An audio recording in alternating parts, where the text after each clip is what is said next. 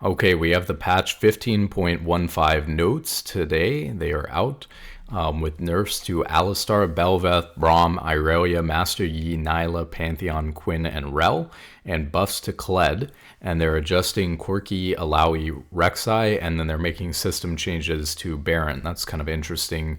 I don't know what that is and haven't seen that one yet. Let's see. So, ability previews in Champion Select. Ability previews are coming to Champion Select in all draft modes in ARAM starting this patch. The idea is to offer players a convenient method of refreshing their knowledge of League's evolving champion roster without needing to leave the client. Whether it's learning a new champion, brushing up on an unfamiliar kit, or studying the enemy team comp, hovering over the champion portrait for a couple of seconds gives you an easy way to preview that champion's playstyle. Once you lock in, you can use the remaining time to review your champion's abilities and prepare for the game to come. Experienced players who want fewer distractions on the champion select screen can elect to toggle the feature off in settings. I think this is a really great idea for helping people to learn the game.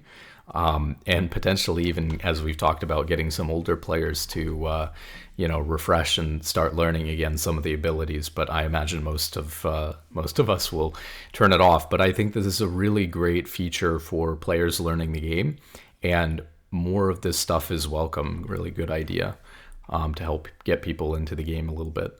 Battle of Koshin. I think this is some mini game that I don't care about. Systems. Baron Nashor. Baron Nashor has passive health regen, which means his health can tick over your smite, consume, feast, etc., and rob you of an otherwise well-timed kill. Let's not have him do that.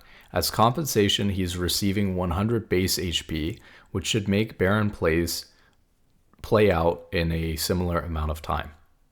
So health regen per 5 from 75 to 0, and his base health is going up by 100. So they're assuming that it takes an average of 7 seconds or something like that, 7.5 seconds to do. Baron would be, equal the same amount of health as 100. Or is it, something like that. That's about right. I mean, that's not too bad. It should make him ever so slightly a little less tanky, but obviously the more important thing is not screwing with the timing. So I think that this is totally fine. One of the things that's interesting is when I saw this change, I was thinking about that pro match that happened like over a year ago where Baron leveled up. I forget what event it was at, but Baron leveled up, and as a result of it leveling up at a minute marker in the game, the smite missed. And I wonder, why they decided to only target the health regen and they didn't. I mean, I guess it has to gain health if it's going to level up at some point. So maybe there's no solution to that one and players just have to be aware of it. And I mean, it almost never comes up, right? But it did happen in an important pro match. So be curious to see, if there was a way to solve that. But yeah, I guess it has to gain the HP at some point if it's going to scale and gain HP per level. And you can't just start Baron. I mean, it would be very game changing to start Baron with an insane amount of HP and not let it scale, or, to start Baron with no HP and then not have it scale. It'd take, you'd be able to take it way too quickly. So maybe there's just no solution to that one, and they're hitting the health regen part of it. A little bit disappointed too, because I think we can take this moment where, I saw some Baron changes in there and I got a little bit hopeful. The game feels really stale right now, and a lot of people have been complaining about that. And I think the reason why the game feels stale is because they haven't really done anything that's fundamentally shifted either the meta of champions that are in the game or the, really the objectives in the game. Obviously, you had the addition of Otacon, but Otacon, in my opinion, and we've talked about this before, is a very boring objective because of the fact that Otacon just gives you basic stats. I think that good, fun objectives in League, like Rift Herald or like Baron, don't just give you stats, but they give you some sort of amazing effect that's really cool. And I guess they tried with the addition of the new Otacon passive for the Ionia split, where you get a slow, in an area around someone when you get a takedown. And I think there's a little bit of healing or something, but don't quote me on that one, I forget. But it's a kind of minor effect compared to when you think of how impactful like using Baron or using Rift Herald is. And obviously they pushed Baron's spawn timer back by 5 minutes to introduce Otacon, so you get less Baron impact in the game. And a buff that for the most part, almost all of its value is just in giving you adaptive force and XP, feels really boring, as opposed to something that has some sort of impactful effect like Elder Dragon or Dragon Soul, or Baron buff or Rift Herald, that essentially introduce like almost like a new abilities into the game, if you want to phrase it that way, right?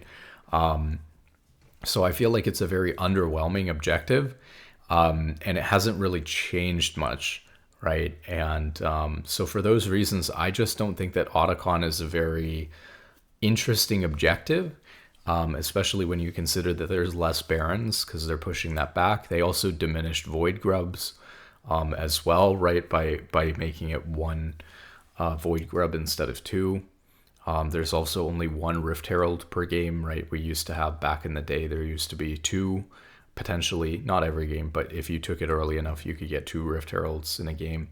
So I feel like the objective is just underwhelming, and basically the combination of the champions being really stale and the meta not being shaken up in a long time, and the lack of interesting, meaningful objectives, at least that have been changed, makes the game feel really boring. I also think that like almost every season they fundamentally rework jungle, and I feel like the jungle has been the same now for, not a jungler or anything like that, but it just feels like the jungle has been the same for so many years, and it feels like the jungle fundamentally gets changed every year. And I mean, maybe I'm wrong, but it feels like for the past like 2 or 3 years, the jungle has been exactly the same. Maybe I'm wrong on that.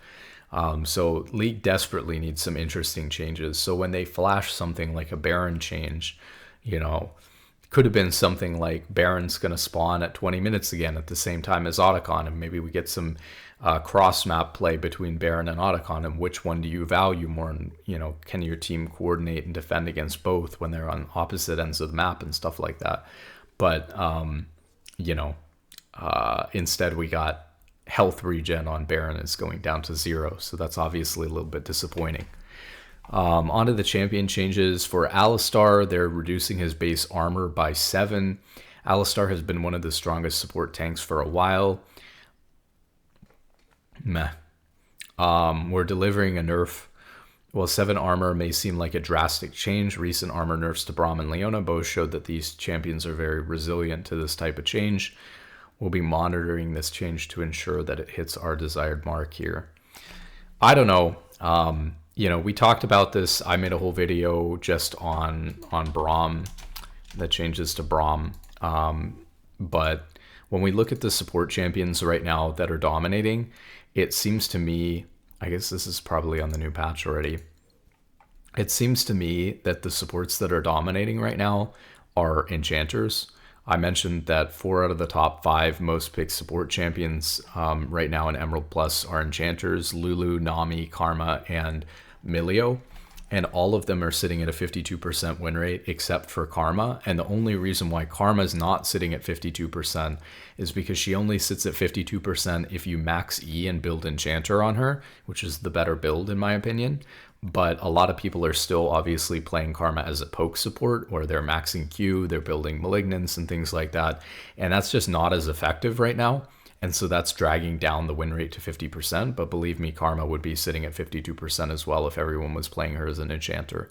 And then when you look at the tank supports who are up here, right, you have Thresh, Nautilus, Braum, Alistar. And Thresh is not sitting at a crazy win rate. He's sitting at 51.3%. It's maybe a little bit high for Thresh considering how good of a champion, or how hard of a champion he is to play. Usually you would expect Thresh to be a little bit lower. So maybe Thresh is doing a little bit well, but they're not hitting him either. So they're not hitting the top 5 or 6 most picked support champions here. They're hitting Braum and Alistar. And so that's what's going on with Thresh. Nautilus has a pretty low win rate at 49.51%, but that's also pretty standard on Nautilus, I think, and a fair win rate for him to be at, more or less, because he's a champion that is also a little bit difficult to play, like Thresh. He's a hook support, definitely easier than Thresh, but he is a little bit difficult. And people tend to pick Nautilus if they're field support. It's a really common go-to field support. So I believe there's a lot of low games played on Nautilus compared to other champions. Now, we'll get into the Braum change here in a second, but obviously I agree that Braum is performing well as well. His ban rate and pick rate is still pretty high. He's sitting at 51.75% in Emerald Plus on this patch. So Braum's still having a really solid time despite his previous armor nerf. But he's still not doing as well as the enchanters are doing. And then Alistar, even worse, right? Nobody's banning Alistar. His pick rate's not all that high. He's the 8th most pick support, and he's sitting at a 50.7% win rate. So to nerf his armor by 7, I think, is just insane. It's mostly a pro play targeted nerf because Alistar's ult is extremely strong in competitive. He becomes really unkillable for a huge duration of time. I think that the problem lies there. And I think that in solo queue, it's one of these things that has such a clear cut way to fix the problem, which is Alistar is good in competitive because of his ult, but people don't make that good of use of his ult in solo queue because your team needs to be really coordinated to play around it, and it's kind of difficult actually as an ability to use at the right time, in my opinion. So I feel like you could just hit the direct problem of why Alistar is really good in competitive, which is just his ult, reduce the armor and magic resist, the tankiness that he gets from his ult, and leave the base champion alone. But as we've talked about, I think that Riot's really trying to find this system for buffing and nerfing champions where they can target specific types of champions by one base stat so that they're not taking away fun power away from their kit, and they're instead focused on that little change. But to me, it feels like, I don't know, that Alistar needs the nerf in solo queue. And so to nerf his ult, which is the cause of the problem in pro play and won't affect him as much in solo queue where people have a hard time using it and playing around it anyways, feels to me like the much better approach than taking 7 armor away from him, because that's just going to make him weaker at all stages, and his lane, weak and feel bad against certain matchups and stuff like that. Same thing we've talked about with Braum. Braum feels really bad in certain lanes, and taking away a bunch of armor, talking about, we'll see what the Braum changes, but I think we're talking about over the last 2 patches, taking 12 armor away from Braum is going to make certain laning phases for Braum feel really miserable while not really changing a ton about the champion's win rate. And so if you can change the champion's win rate in a way that feels better, that doesn't take away or ruin a champion's laning phase, feels like a better approach to me. And for Alistar in general, I don't know that he needed this other than for pro play. And if you're, again, hit the ult if you're hitting pro play. So Alistar lost 7 armor. Bel'Veth, I'm sure we'll come back to this when we get around to the Braum changes again. Bel'Veth, let's see, she was a huge winner of last patch's Kraken Slayer and Blade of the Ruined King changes. She deserves some nerf to her early PvP power. We'd like to help fulfill her late game fantasy by increasing her passive stack value. Attack speed per stack is going from 0.28 to 1%, levels 1 through 17, to 0.28 to 1.1%, level 1 through 18. Well, that is a very minor change.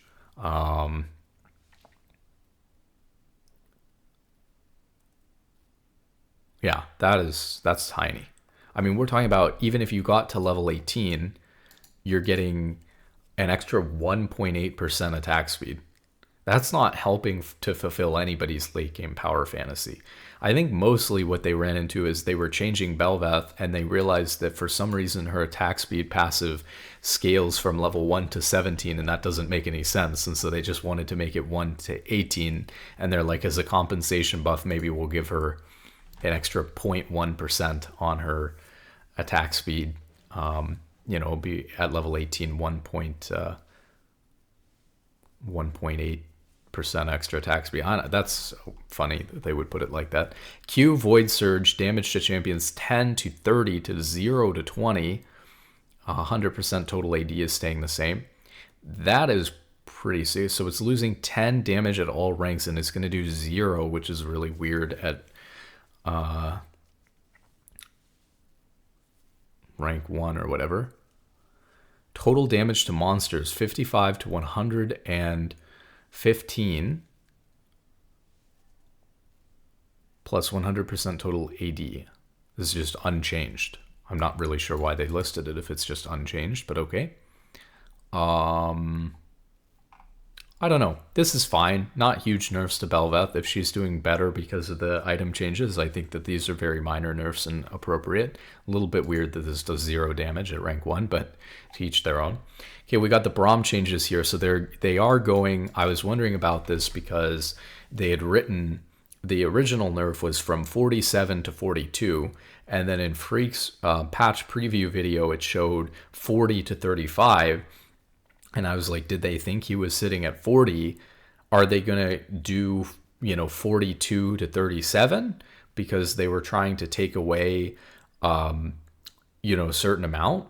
Or are they just going to take away the full amount because they want it all the way down to 35? Apparently, they're taking the full amount away. So going from 47 originally down to 42, now down to 35, is minus 12 base armor from Braum, which is obviously just an insane amount. Now that he's down to, let's see. We should use the original number, not this number. But okay, so we have 12 out of 47. Yeah, it's a 25% nerf to his base armor. So very significant. In my opinion, maybe a step too far.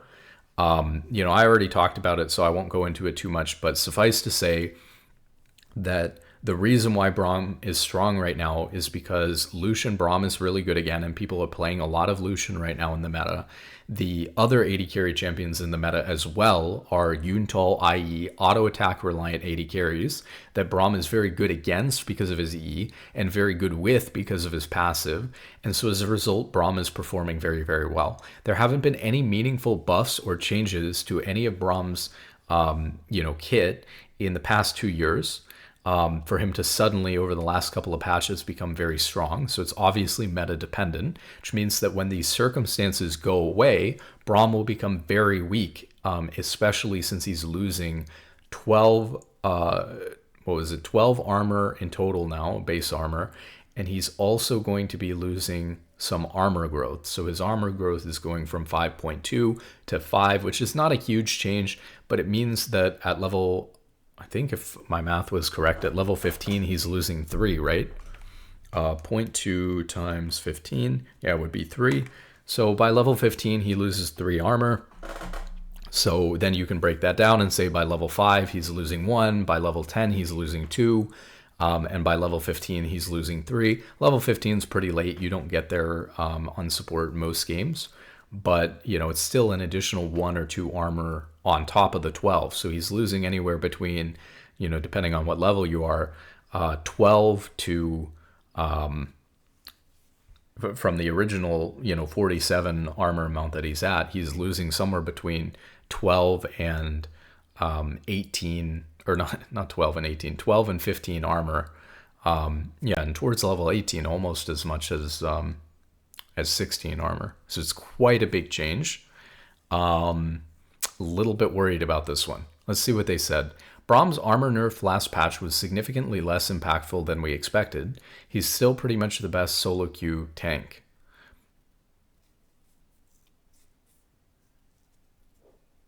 Interesting. I don't know that I agree with that. I know his win rate is high, but it's a weird way to put it. It's a weird classification to just call him a tank. I mean, he is a tank, so I guess I would ask what they mean by that. Is he the best engaged support in solo queue? No. Is he the best peeling support in solo queue? Yes. So I just think that the term tank is a little bit broad, right? Because there's a big difference between a tank like Leona and a tank like Braum. We're going to give him one more adjustment with the goal of landing his power in a more appropriate place. We'll see. I think it's going to be fine in the short term. They know the impact that the armor nerf is going to have. They just had a patch where they did it. So I do believe that they're going to be right on the money when it comes to the numbers that are going to affect his win rate.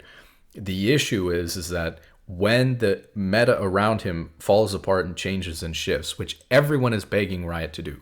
The meta is stale, the objectives are stale, the AD carry itemization is the most non-creative, singular, you have to build this thing over and over and over again, least build diverse set of items that we've had on a roll in a really long time.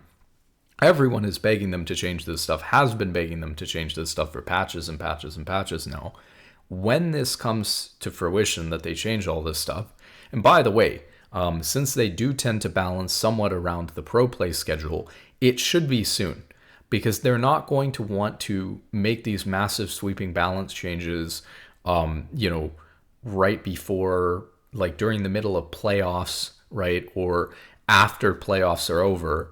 Riot has usually taken a stance that they want the teams qualifying for Worlds to be the teams that are good in the meta at Worlds. They don't want one meta to qualify for Worlds and a completely different meta at Worlds.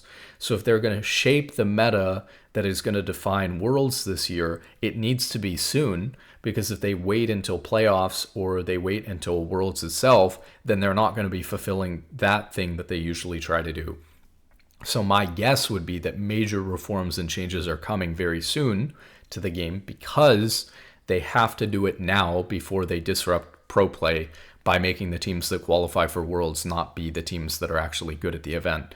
All of a sudden a team, they've had this situation so many times before with different things, but all of a sudden top lane becomes really important, and the team that qualified has a really good bot lane and their top lane sucks or whatever, or plays all tanks, and now it's a carry top lane meta, and you just get this weird situation where it feels like the World's patch is biased in favor of one team or another. So Riot's been saying for years and has been sticking to it that they are going to shift the changes.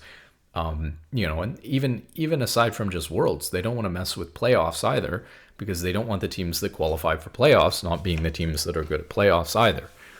So they try to make it a fair competitive thing by balancing major changes to the game, either in between splits or, not during playoffs or right before Worlds. And if that's the case, MSI has just ended. The teams are starting their split headed into Worlds. So if they're going to make a massive change to the game, it's got to come soon in the next, couple of weeks, maybe a next month or two, before that all kicks off. So I would expect, going back to Braum here for a second, that they're going to massively change the game in a month or two, and we'll see where Braum is going to be, minus 12 to 15 armor later, in a world where the AD carry meta isn't the same as it is right now, and the support meta isn't the same as it is right now. Braum is unique, like we talked about, in terms of being kind of this peeling tank support, that he actually does well versus a lot of enchanters, because while his lane against them should be kind of weak, in a lot of cases you can, if you play it correctly, can actually get away with winning lane and winning all-ins versus enchanters. So they'll outpoke you, but you can all-in them. And people have gotten good enough with that now that I think Braum wins a lot of lanes versus enchanters by all-inning them. And then he doesn't fall off as hard as, an engaged support would versus an enchanter, because Braum can build some of the same defensive items. I think the best build for Braum right now is Locket, Knight's Vow, and then to go Redemption third. I was a big advocate for things like Rookern or Bramble Vest third. And of course, you could still fit in a Bramble Vest if it's a really big healing game and your teammates aren't building anti-heal yet. But I feel like Rookern is often just the timing. You're completing it way too slow, and so many games end before you complete it or get any or have any time to get any value from it, that while it may be a better item if the game never ends, when you take into account the game time consideration, I think getting Redemption earlier, even if it's a little bit of a worse item, it does have massive synergy with Knight's Vow and Locket, because the healing and shielding power works on them, and it's a third amazing situational, super strong team fighting / peeling item. So I'm a big advocate of Redemption Third again right now. I think it just makes sense. So what I'm getting at there is that we'll see how Braum actually stacks up when all this meta stuff shifts. Because right now he's holding his own versus enchanters, and he obviously has nice matchups into tanks. So his support matchups are great. He loves all the 80 carries he's playing with and against. So all of a sudden you take that perfect world away from him, and now he's 15 armor less healthy. It's going to be a disaster, but we'll see. The other thing, and again, it's just a short little blurb, so I don't want to read into it too much, but I'm dooming here a little bit about Braum. They said that they'd pay attention to Alistar to monitor the changes and that sort of thing. What did they say here? We'll, of course, be monitoring this change to ensure it hits our desired mark. I would have really liked to see something like that for Braum, to reassure Braum players that, if Braum falls way out of the meta and is just way too weak once these other things around him change, plus these armor nerfs, then, we'll look at what we can do to maybe give him some of the armor back, because of the fact that, we lowered his win rate. His win rate's high because of the meta, and instead of changing the meta, which everyone wants us to change, everyone wants the 80 carry itemization to change. Instead of doing that, that was too much work, too complicated to figure out, too many sweeping changes, at least for this patch and the last patch and the patch before that. So now we're going to just hit Braum's armor to get his win rate to the desired percentage. Surely we're going to pay attention. I assume, right? Obviously, they're always paying attention to this sort of thing. I'll be vocal about it for my fellow Braum mains out there. But, what can I do? I can't help but go on about the Braum situation. This is getting kind of out of hand. It is good that they said this is probably you never know, but this is probably the last change that they're going to do to him. They're giving him one more adjustment, which is this one, with the goal of landing him in an appropriate place. But we'll see what happens there. Corki Q Phosphorus Bomb, damage 70 to 270, 70 to 250, so his scaling damage on his Q is going down a little bit. And then 120% bonus AD to 130% bonus AD. Let me read this because that doesn't make any sense. But we're delivering some adjustments to Corki with the intent of pushing him towards squishier high AD builds. Okay, and slightly toning down his extremely potent laning phase.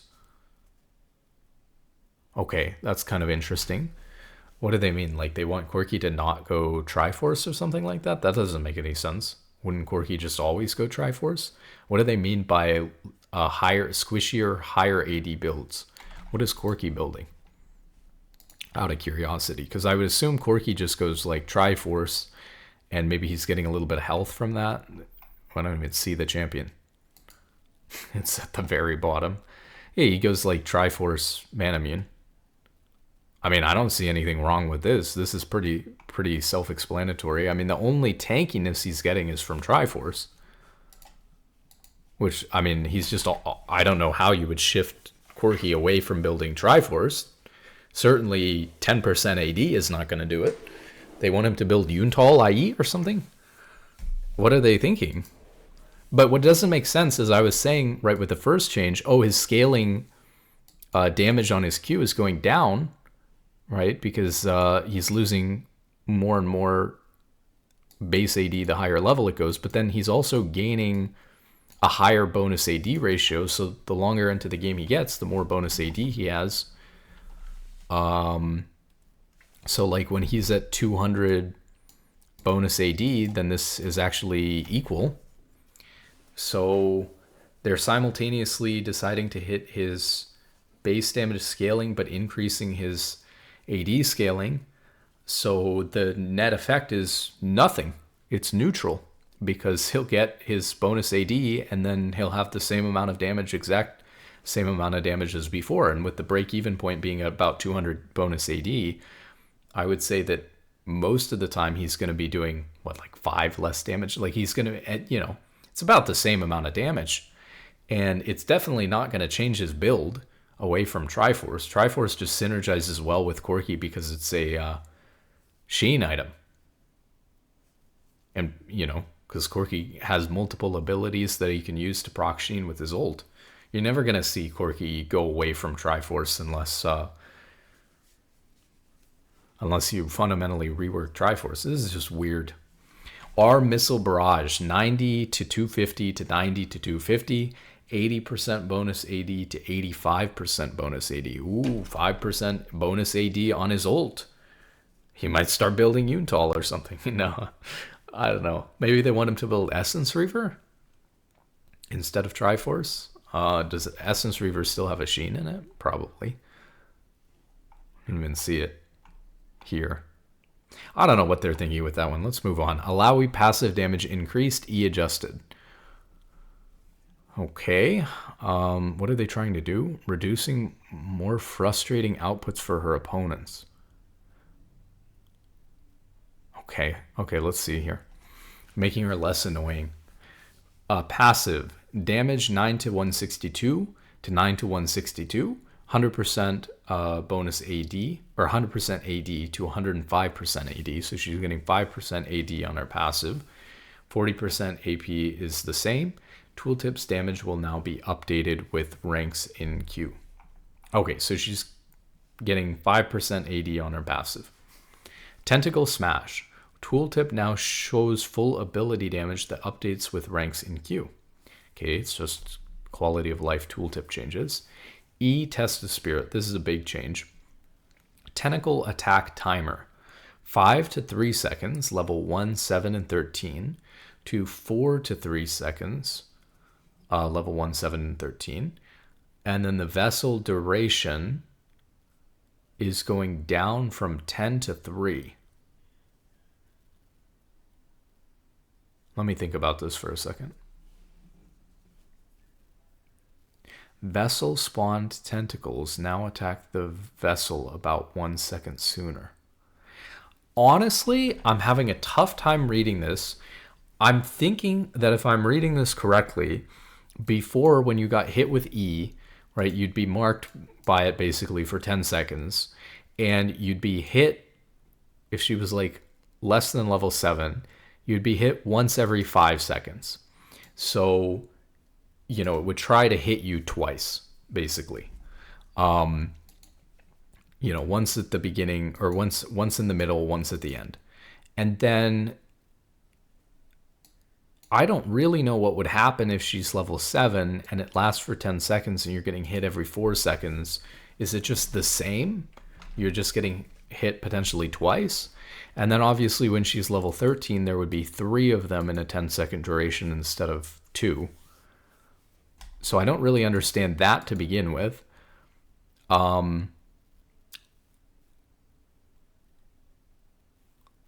But taking the duration all the way down to 3, does that mean it's only gonna attempt to slap you once? And what does the fact that it's hitting you every 4 seconds mean if it only lasts for 3 seconds? I'm assuming it can't possibly be the case that it's going to hit you 0 times or try to hit you 0 times. But this is I think quite a significant nerf if I'm reading it correctly, because that would mean that even with, you know, with the new much shorter duration, they're not compensating. I mean, they said they were trying to adjust her to relieve frustration from opponents, but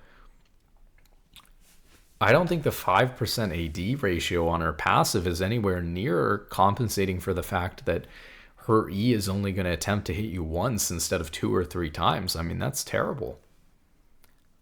And what is even the point of this system of 5 to 3 seconds or 4 to 3 seconds if it's only going to hit you once during a 3-second duration anyways, unless I'm just misunderstanding it. So the whole thing seems to me like a massive allowing nerf. I mean, maybe the argument would be that people get hit so rarely by the tentacles coming down from her E that it won't end up being a big nerf, or that if anything, changing the timing that people have gotten used to, at least in the short term, will be a buff for her while people get used to it. But it just seems like kind of a big nerf to cut that in half, the number of attempts to slap that are going to happen after you get hit by her E. This isn't something that's an adjustment to make her E last. I expected, okay, her E is going to last less, you know, duration. but she's going to get a lot of damage somewhere else to make up for it, so that her E isn't quite so annoying to play against, especially at lower ranks and stuff like that. But, the champion's still power neutral. This is very power negative. Irelia health regen 6 to 3.5. Unsurprisingly, Irelia's power level has taken off between her recent direct buffs and Blade of the Ruined King changes.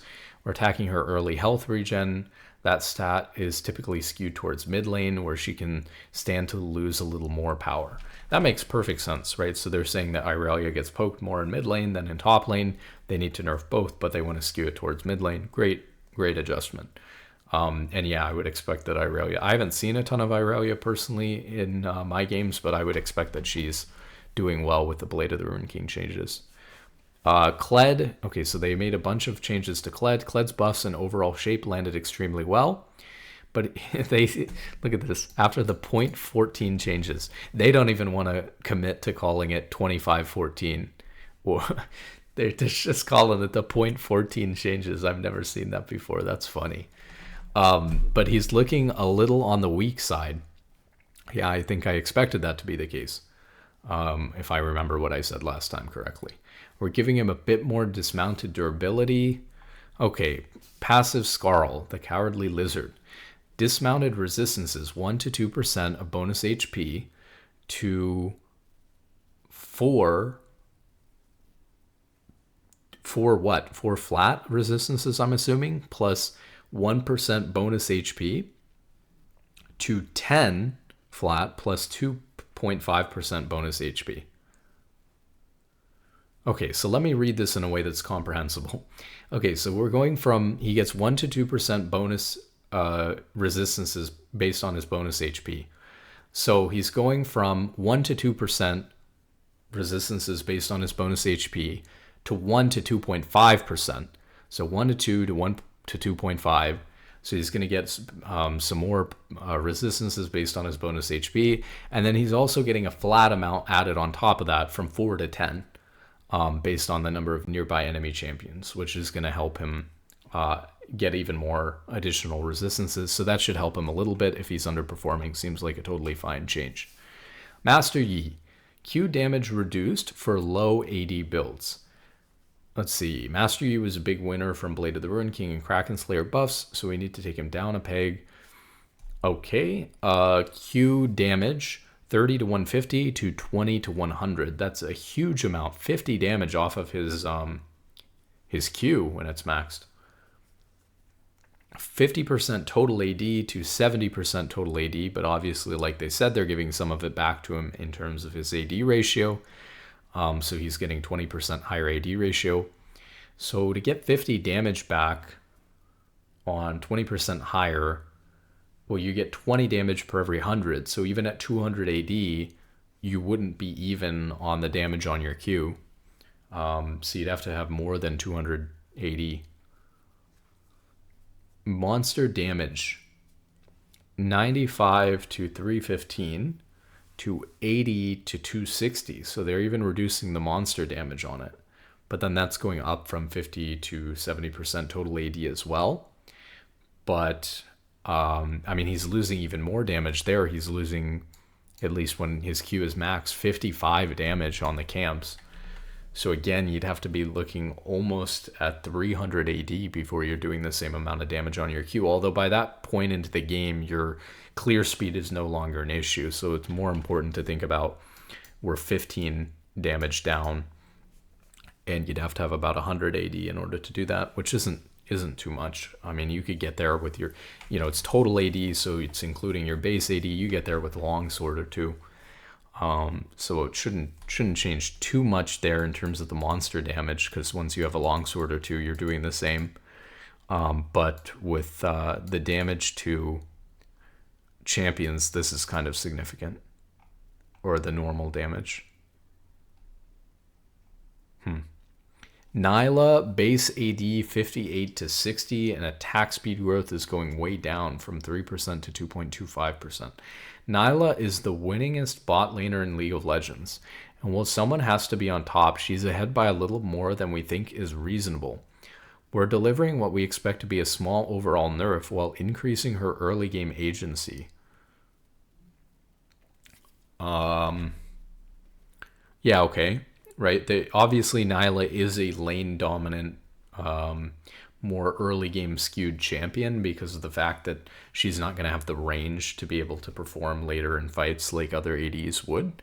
But she can be kind of strong in like the early, well, like let's say like level 6 to mid game. And so giving her a little bit of extra base AD and her attack speed scaling is not super important to the champion because, or her attack speed growth is not super important to the champion because she's not that dependent on attacking really quickly. She's not really an attack speed oriented AD carry. I could see that. That's kind of okay. So that's fine. Pantheon Q monster damage 105% to 90%. Its most optimal role has been jungle for a few patches in a row now. We're looking to reduce its viability slightly as it's been dominant and taken some of the shine from its top lane. It's kind of weird. First off, I don't know that I would agree. I think that he gets played a lot between support and jungle and a little bit in top lane. And I don't think that top lane Pantheon players are affected by jungle Pantheon being more popular. So when they say this phrase, it's taken some shine away from his top lane. It's like most junglers, most Pantheon players and most junglers are not just going to switch roles based on wherever Pantheon's better at. Most people are either better at Pantheon top or they're better at Pantheon jungle. Or they're a jungler and they happen to be playing Pantheon, or they're a top laner and they happen to be playing Pantheon. I don't think you're going to see a ton of movement between the two. Maybe you do, but I wouldn't expect it. So for that reason, I don't really see how jungle or support Pantheon being dominant takes anything away from the people who are playing Pantheon top. So if you want to make Pantheon top stronger, you buff Pantheon top. You don't randomly nerf Pantheon jungle. And I don't agree that I agree that maybe his best role is in jungle, maybe, but I don't agree that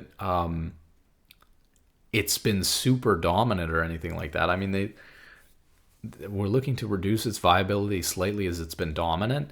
I mean, I don't think Pantheon is a premier jungler or anything right now, but maybe I'm wrong about that. It's not a crazy change though. It's 15% monster damage on his Q, so it's not going to be crazy or anything like that. It's not like they're knocking him out of viability. So it's not that big of a deal because it's a small change, but still it's a little bit weird the way that they're thinking about that. Quinn Q blinding assault. Damage 20 to 100 to 65 to 170. That is a lot of extra damage. Wow. 80 to 120% total AD to, oh wow, I didn't even read it correctly because it cut off to the next line. It's 20 to 100 to 65 to 205. They're just doubling her Q's base damage, and the AD ratio is the same. It's 80 to 120 to 80 to 120%. So that is such a massive buff to her damage. That's crazy. That's crazy. Quinn's most effective build, namely Static Shiv and Symbiotic Souls, have caught on, and she's ultimately a little bit too performant.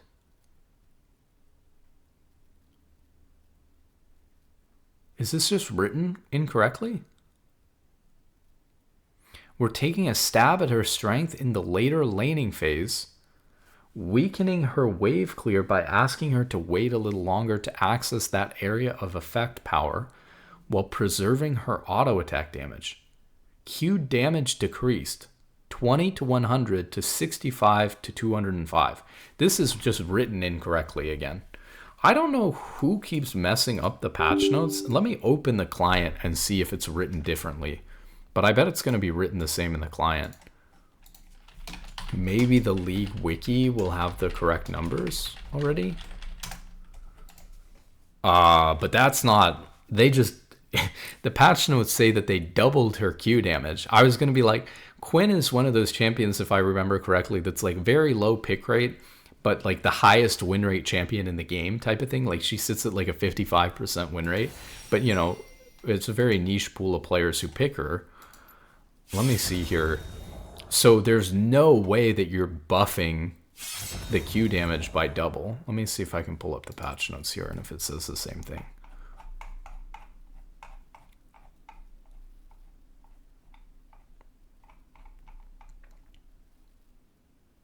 Says the same thing in the client. What about the League wiki? Surely they didn't ship the wrong changes, right?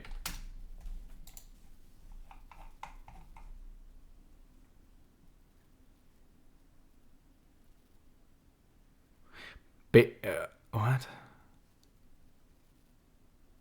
Base damage increased to 65 to 205 from 20 to 100. AD ratio reduced from 80 to 120% to 80 to 120%. Oh, it's total AD instead of bonus AD.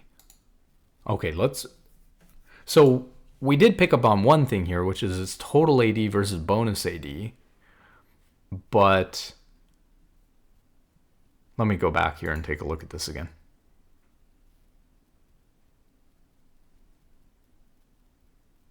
Oh, okay. Okay, so it's not as crazy as I thought, but this still reads like a buff to me. So let me see if... Okay, so I misread. It was total AD to bonus AD. What that means is that, you know, your total AD is going to take into account your base AD. So you're starting with 60, 70 AD.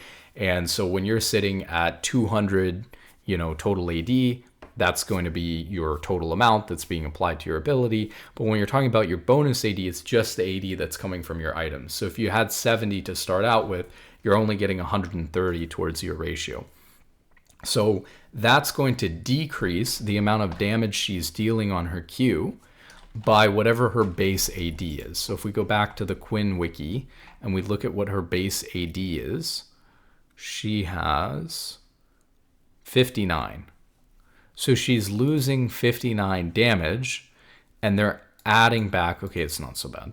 They're adding back some damage into the base damage on the ability. So if she's losing 59 damage, you would expect this, if it was power neutral, to go to 79, but it's going to 65. So that's a slight damage nerf. But then at 2 points into it, you're getting 60 damage. So that is actually going to be 1 damage higher than you would have had before. And then, of course, as you buy more AD, well, the ratio is the same, so it'd be the same. But then this is going to keep going up. So now we're at, oh, it's a weird amount, 55 now instead of 60. So it jumped by 60 in the second point of the ability, but then it jumped by 55, which is actually less damage than you would have gotten before. And then from 170 to 100 was actually up 70. So now on your fourth point in the ability, you're going to do more. And then 205 is a lot better than 159. So you're actually going to be way up there as well. Does Quinn max Q? I have no idea. What does she max? It's kind of important. No, she maxes W and then Q. So I don't know if that's going to be enough to change that, but it's a pretty significant nerf with only 1 point into the ability. And then it does kind of a weird thing, but it actually becomes a lot stronger at different points into the ability. So for example, you're losing 59 damage by this changing from total AD to bonus AD. So if it's losing 59 damage, you need your ability to do 59 more. So this should be 79, but you're only at 65. So you're losing well over, you're losing 14 damage there. But then you're at 100 instead of 40. So you're gaining 1 extra damage there. Then you're at 135 instead of 80. And because you'd have that 59 in the ratio, this one would be 139. But you're at 135, so you're down 4. But then here you start jumping way up, where at 4 and 5 points into the ability, I'm reading it wrong again. I'm sorry, I'm completely cooked. It's partially throwing me that this is cut off here. But no, we're comparing 20 to 65, 100 to 40, which is up 1. Then we're comparing 60 to 135. So at this point, you're hitting a big break-even point. So at 3 points into the ability, you're going from 119, you would be at before to 135. And then you're going from 159 you would be at before to 170. Wait, I'm still confused. Why do I keep having that happen? You're going from 100 to 205, which is a lot bigger than 50. You're going from 80 to 170. I don't know. I'm lost in the sauce. The point is that Quinn's Q is going to do a little bit less damage at earlier points into the ability, and it's going to do significantly more damage with more points into the ability. Don't know why I fumbled that one so hard, but a little bit confusing on that one. So they're right. This would obviously take a stab at her strength in the later laning phase, weaken her wave clear a little bit, and then you get that power back later on and actually do a little bit more damage from your Q later on. Rek'Sai, armor growth down by 1, or armor down by 1, armor growth down by 0.45. So that's going to be not a huge change, but a little bit significant. And then we've got W on Burrow, lockout from 10 to 6 seconds. That's kind of a big deal. Reminds me a lot of like Braum's passive lockout on the same target. Being able to potentially knock somebody up twice over 6 seconds could be really, really good. And so that's a really big buff for Rek'Sai. Kind of situational though, but I think that could be good. E, Furious Bite, empower damage 100% total AD to 100 to 240. Actually, they've just rewritten the whole thing, so let's read it. 100% total AD plus 8 to 14% of the target's max HP. Now, instead of doing target max HP damage and total AD, it's doing 100 to 240 flat and 80% bonus AD. So that's a bit of a weird change, so let's think about that there. So if your target had, let's just call this kind of in the middle here is about 10% for some easy math. If your target had 2,000 max HP, you were doing 10% max HP damage, then you would be doing 200 damage to them. And that's kind of in line here with where this empowered damage is falling, is somewhere around, or the base damage is falling is somewhere around that 200 mark. So, I think that's totally fine. Looks like it might be a little bit less damage. And then because we're doing bonus AD instead of total AD and the ratio is going down by 20%, that's also going to be less damage. So I think this is a slight damage nerf to his E, especially against tanks, right, where you're going to see an even more significant increase. So I think that's a slight damage nerf to his E. His unempowered damage, so that was empowered. His unempowered damage is going to be 100% total AD to 80 to 192. Plus 64% bonus AD, 80%, which is 80% of the empowered damage.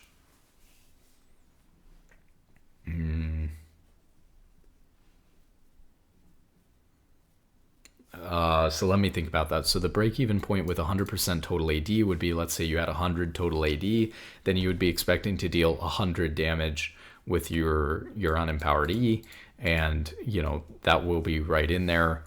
It's about the same as before, it looks like. Oh, and the cooldown is going way down, though. This is a big change. So even though the damage is maybe just slightly down, especially against heavily tanked targets, the cooldown going down from 10 to 6 seconds is a really big deal because you'll be able to use it so much more often that it'll actually be more damage.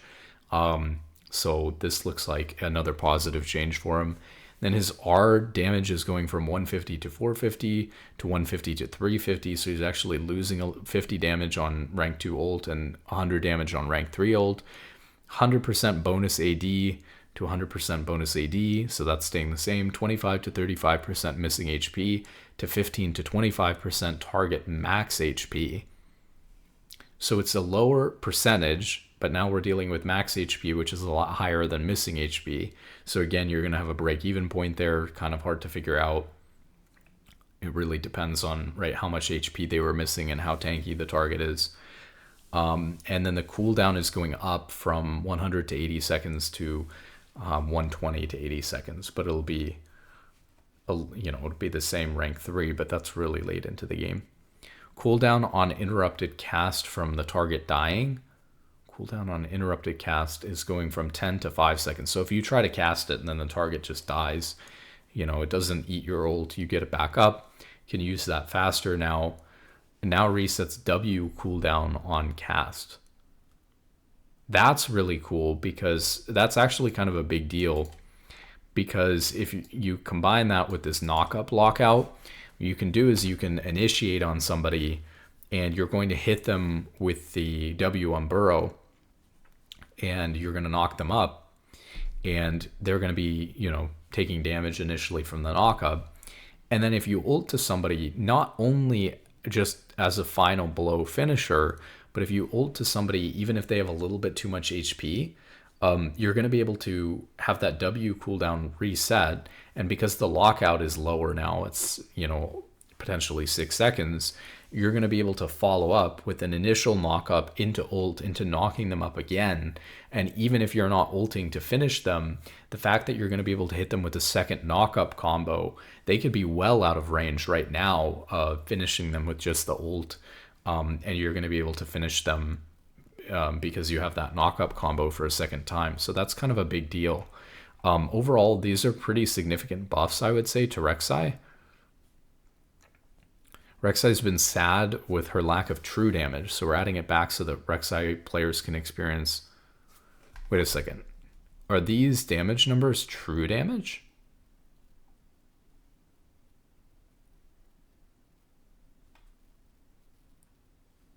Let me think about this for a second.